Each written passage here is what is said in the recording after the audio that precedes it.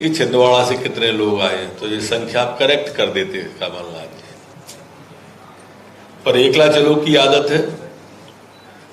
सारा नेतृत्व उमंग सिंगार तक का आपको कहीं नक्शे पे दिखाई नहीं दे रहा होगा।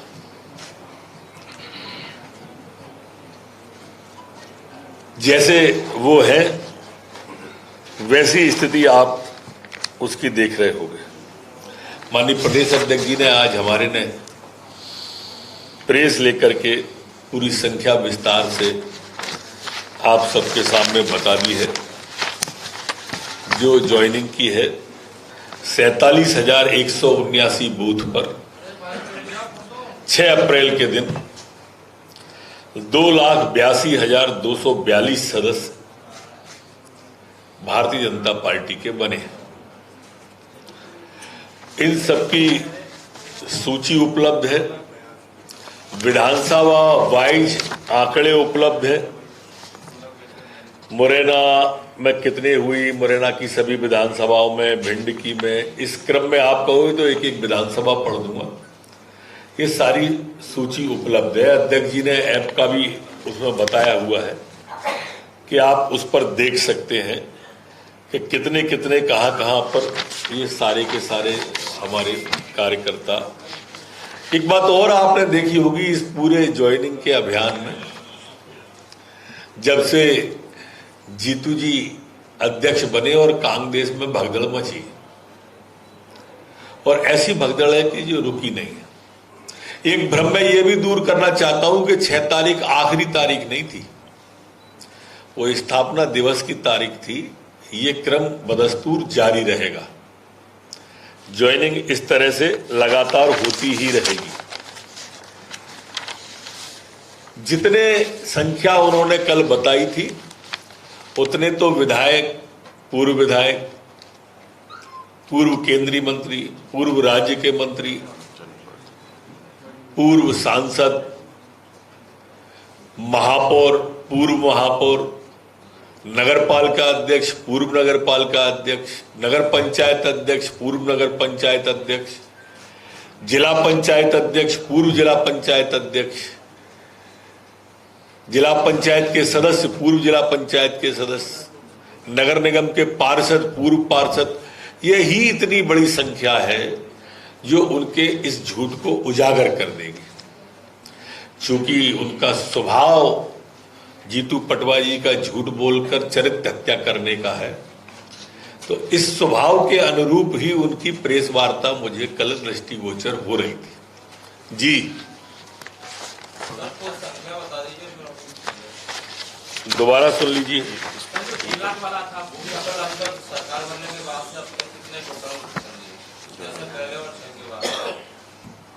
ये जो अभी 6 तारीख की है, एक दिन की 47,000 बूथ पर 47,179 बूथ पर 2,82,242।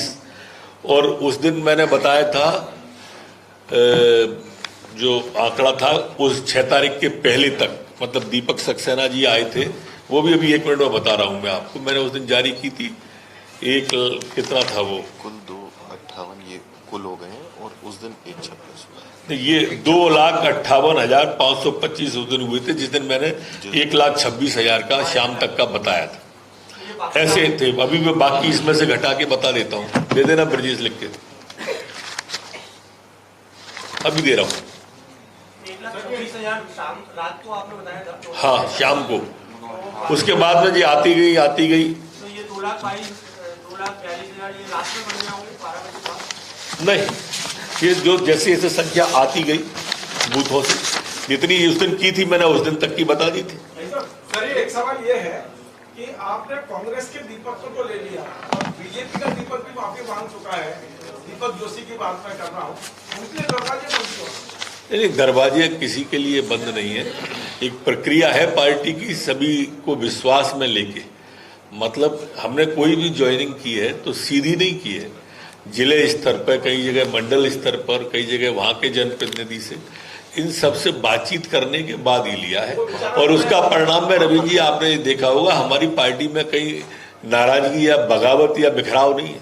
पूरी पार्टी माननीय मोदी जी के नेतृत्व में, मोहन यादव जी के नेतृत्व में, बीडी भाई नड्डा जी के नेतृत्व में संगठित होकर चुनाव लड़ रही है। सर, अभी आपने बोला ये क्रम लगातार जारी रहेगा, तो अभी क्या टारगेट आप लोगों का हो रहे हैं, कितनी संभावना भी आपकी है, कितनी जगह भरोगे आप? पर्याप्त दिलों में जगह है हमारे, पर्याप्त पार्टी में जगह है हमारे।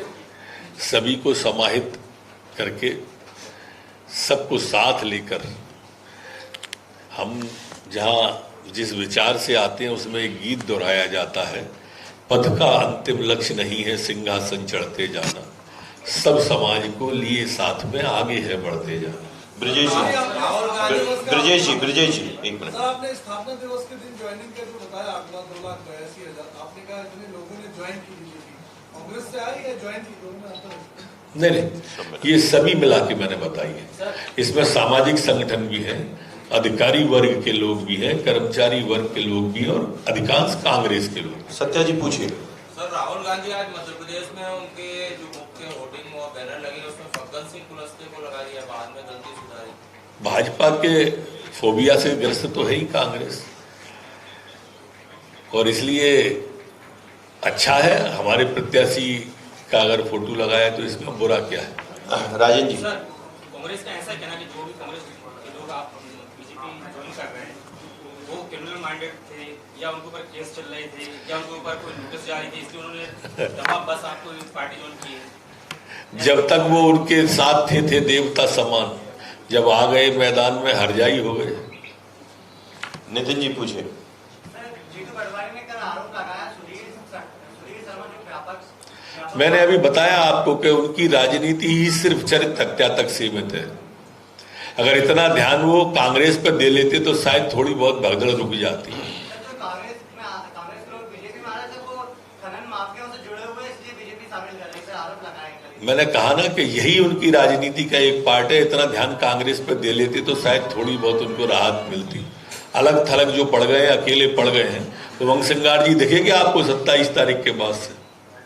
नरोत्तम जी, जो बीजेपी छोड़ के कांग्रेस में गए थे उनको वापस बीजेपी में आना है, तो उसके लिए वो उनको विश्वास हासिल करना पड़ेगा, लेकिन कांग्रेस से जो आ रहे हैं वो किस विश्वास से इतनी बड़ी संख्या आ रही है? नहीं, हमने कहा कि हर विषय पे हम मंडल स्तर, जिला स्तर, जनप्रतिनिधि सबसे बात करने के बाद लेते हैं, और लगातार निरंतर चलने वाली प्रक्रिया है। संजीव जी।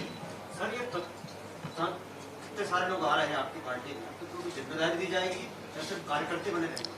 नहीं, ऐसा नहीं है भाई।